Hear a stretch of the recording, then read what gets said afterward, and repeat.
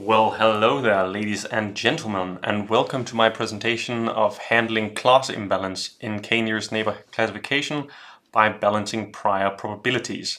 My name is Jonatan, Møller, Nuutinen and Gøttcke, and I wrote this paper together with Arthur Zimek. We're both associated with the University of Southern Denmark. In this paper, we discuss an approach we developed for handling the class imbalance problem. In classification, skewed class distribution often result in poor accuracy when predicting instances of the minority classes. The problem is common and found in many different fields. The typical class imbalance problem is often presented as a dichotomous classification problem, where it is crucial that the minority class is predicted correctly. When studying the performance of algorithms on imbalance classification problems, it is a fallacy just to report the accuracy, the error rate, precision, or the F1 measure.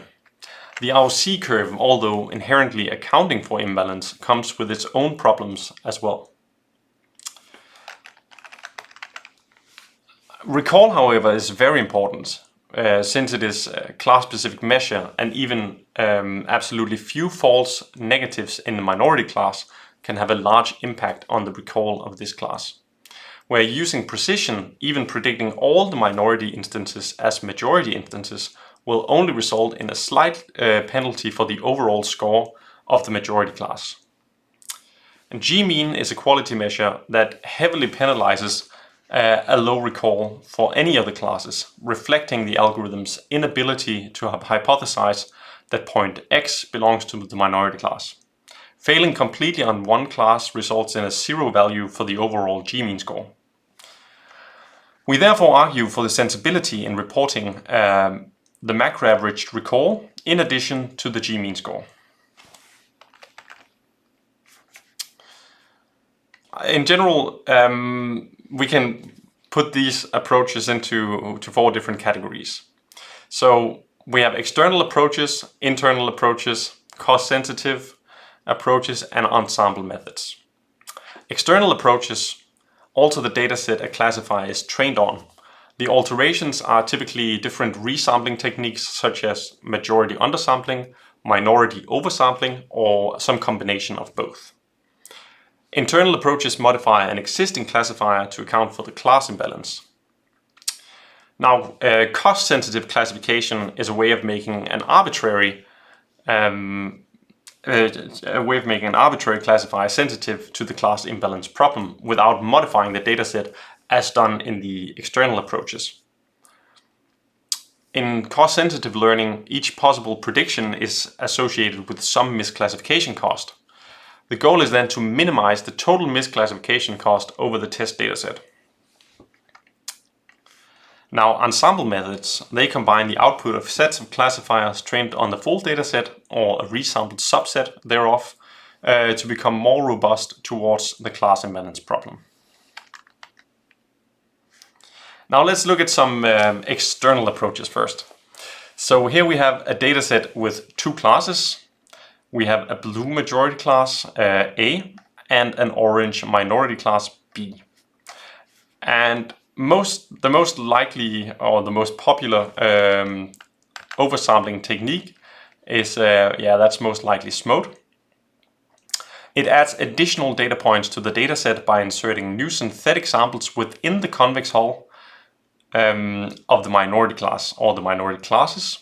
The synthetic sample is positioned on the straight line between two minority points, such as I've shown here in the equation, where A is a feature vector of the point under consideration, and B is a feature vector of a random instance of the nearest neighbors. And alpha here is a random value that's in the interval from 0 to 1, determining where on the line this point should be positioned. And as we can see, it results in, let's say, fairly organic looking oversampling. We can just compare from here to here. Another external approach is random undersampling. Now, as random undersampling says, it removes points from the majority class, typically until a uniform probability distribution is achieved. And yeah, it just does so randomly. And it was the same as we see up here. It's also until the uniform probability distribution is achieved. Okay. So then we also have cost-sensitive approaches, which is another branch. And Elkan, he generalized cost-sensitive learning to the goal of minimizing the conditional risk. And he did that as saying the risk of X and class Ci is equal to the sum of the conditional probabilities over the different classes multiplied by their associated costs.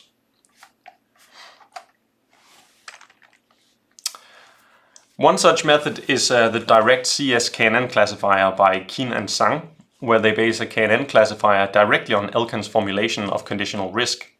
Here in equation 5, we have we see that the conditional risk is reformulated as a loss function. They then state that their hypothesis seen in equation 6, or hypothesis function, is the class that minimizes the loss. Now, to ensure some meaningful properties for this formulation, we reformulated it in equation 7. The reason was that it seems counterintuitive that up here we have the most probable outcome would have the highest loss if we assume that the costs are uniform. So the modification ensures several nice properties, such as if the cost matrix is equal to the identity matrix, then we get the conventional majority vote, or the majority decision rule. If we use a diagonal matrix with positive weights that are like equal to 1 or greater than 1, then if we take the reciprocal of that value, we obtain the basic KNN or weighted KNN decision rule. Now, many internal modifications have been made of the KNN classifier, and all unfortunately share that implementations are really hard to come by. So in this work we implemented Dubey and Pooty's CW KNN, since they claim to improve performance over these previous internal modifications. So to talk a little bit more about internal modifications, here in equation 8 we have a formulation of regular weighted k-nearest neighbor, the regular weighted k-nearest neighbor classifier. And the most intuitive approach to handling the class imbalance problem is perhaps to add importance to instances belonging to minority classes. This could be done by adding a weight like here, to ensure the relative importance of each class is uniform despite accounting for different proportions of the dataset. And the weight of class J could be defined as we see here, where Vj is equal to the cardinality of the set of points that belong to the majority class over the cardinality of the set of points that belong to class Cj, where Maj is of course the majority class. This means that this weight would be a factor larger than the size of the class in question. And as we showed earlier, we could make this classifier from the cost-sensitive approach by Zhang and Kin, as well by just employing the right cost matrix in the end. Now, well, how do we then intend to approach the problem by balancing prior probabilities, and how does that differ from simply adding a weight? Well, choosing the class of the majority among the k-nearest neighbors is, from the point of view of probabilistic learning, equivalent to choosing the maximum a posteriori hypothesis when estimating the class probabilities for the different classes Ci in C, given the query instance. So the maximum a posteriori hypothesis is the class with the highest conditional probability given X. And luckily, we can find that using Bayes' rule. Now, looking at Bayes' rule, it is obvious that the prior class probabilities have some influence over the decision rule. And the core idea for our method is to not estimate these probabilities, or these prior probabilities, from the training sample, but to define them as required by fairness. We therefore balance the prior probabilities by requiring them to follow a uniform distribution, as shown here in equation 12, where we set them to 1 over m. This is done in order to treat all classes fair in a balanced way. And interestingly, this optimizes the recall instead of the precision, which we earlier in the presentation regarded as the most important of the quality measures in the typical class imbalance problem. Now, given some query object X in a classification problem with a set of C of m different classes, we let Ki be the number of instances among the k nearest neighbors of X that belongs to class Ci, and we let Ni be the number of instances that belongs to class Ci. Overall, we have that Ni is equal to the cardinality of Ci. So for the k nearest neighbor classifier, adjusting the prior class probability such that all classes are equally likely, that is, for all I, the probability of Ci is equal to 1 over m, is equivalent to choosing the maximum of Ci and C over Ki over Ni, which is the local recall for the point X. And this is our first theorem, and to prove that, we say that the proxy for the probability of X given Ci is the density estimation given by the k nearest neighbors conditional on class Ci that we can describe as the probability of X given Ci is proportional to Ki over Ni multiplied by the volume of X, where V of X is the volume of X, centered at X, required to capture k nearest neighbors of X. We can therefore rewrite equation 11 as follows. So here we have it in our nice base theorem, where we say that the probability of Ci given X is proportional to Ki over Ni multiplied by the volume of X multiplied by the probability, the prior probability of class Ci. All of this is divided by the sum of the conditional probability, or the proxy for the density estimate multiplied by the prior probability for each corresponding class. So choosing equal prior probabilities results in this wonderful equation, which we can then simplify to this wonderful equation. So now we have Ki over Ni, and since the denominator will obviously be the same for all of the different classes, we end up with this nice equation, which basically means, in the end, the idea of balancing these prior probabilities turned into a neat little decision rule where we evaluate the number of nearest neighbors with class I over the number of points in the dataset with the same class I. But could we achieve this by weighting? That's the question.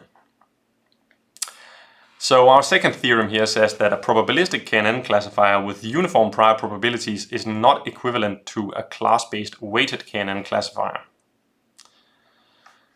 And to prove this, we simply state that a weighted version of the probabilistic interpretation of KNN, taking equation 14 as a starting point, can be formulated as we multiply a weight to our conditional probability, which is equal to this weight Wi, multiplied by Ki over Ni, multiplied by the prior probability Ci over the denominator, which was the same as before. Now, however, unless the prior probabilities are equal for all classes, there's no possible choice of Vi that also balances the probability Cj in the denominator, right? And then we've shown that it's not the same thing as using a weight. Now, so how did we actually go about testing this? So we had, of course, to pick out some competitors, and as stated in the related work section, as a baseline, we used the regular k nearest neighbor classifier. And one of the reasons why we use the basic KNN classifier is also that if our quality measure actually fits the problem that we have post, then that classifier should in theory perform worst in all of the following tests. Then we of course picked also random undersampling. It's a very simple algorithm and it comes implemented in the Imbalance package. Synthetic minority oversampling, another external method, is highly popular and it also comes implemented in the nice Imbalance package. And then because of this issue with no one actually pushing their source code, yours truly implemented the CW KNN classifier and the DirectCS KNN classifier. And to that extent, I also had to come up with ways of actually defining meaningful cost matrices, which you can read more about in the paper, because that was not defined in the original paper. Okay, and then we of course had to evaluate these algorithms on some data sets. And we should choose some data sets that of course have some kind of an imbalance level. So we picked data sets with an imbalance ratio that was greater than some threshold. That was greater than the threshold 2, which means that from the largest to the smallest class within the data set there is a factor difference of 2. And in total we picked 23 datasets with a variable number of instances and attributes / dimensions, right? And imbalance ratio and of course number of classes. So our first results we see here was over a test over a series of k-values from 3 up to 35. And here we can see that in both in terms of the G-mean score, which is here to the left, and in terms of macro average recall, we can see that our KNN BPP algorithm is doing very well down here on the bottom in orange. And we can see another algorithm that is doing very well here, and it is this mode algorithm. And by the way, over here on the y-axis we have the average rank or the mean rank over all of the datasets for these different k-values. And here to the right we see the same picture, but KNN BPP is actually even further down than SMODE in this case. Over here it seems more like we are having 3 groups, where CW KNN and DirectCS KNN, they are kind of in the middle.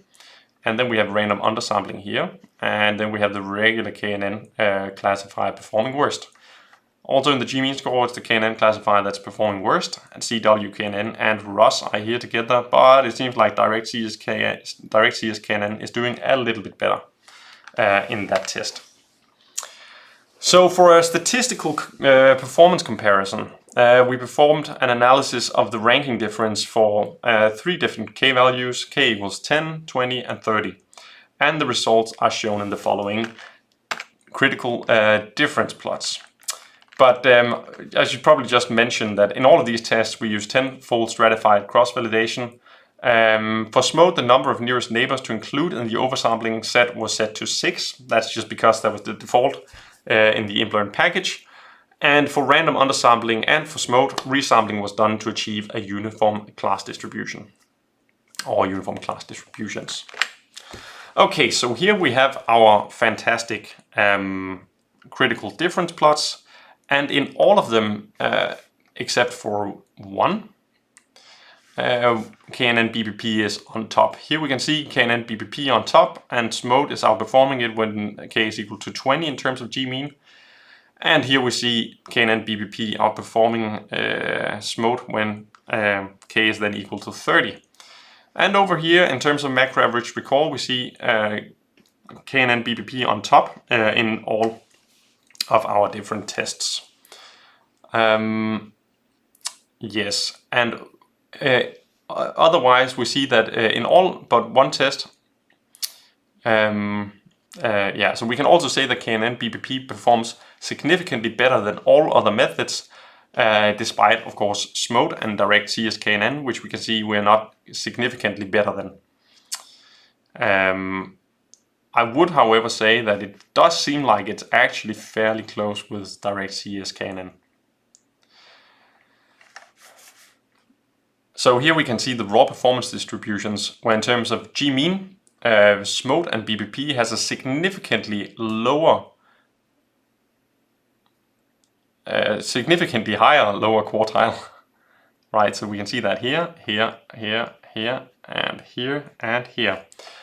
And that of course means that it is not so typical for these algorithms to actually perform having a recall of 0 on one of the classes. And we can see that occurs fairly frequently in all of the other methods. If we look here in terms of the macro average recall, we can see KNN BPP is a bit ahead for SMODE for k equals 10 in terms of where the median is positioned. Right, so that's here. We can see that it's a bit ahead, and then it seems like when k is equal to 20, they are about the same, or performing about the same. And when k is equal to 30, SMODE is pulling a bit ahead, which is also expected since SMODE is an oversampling technique. But one thing that is kind of interesting in this case for the macro average recall is that the lower quartile, in this case between SMODE and KNN BPP, is that the lower quartile is significantly better in KNN BPP in all of the 3 tests, as we can see here. And at the same time, the variance in the performance of KNN BPP also seems to be slightly smaller.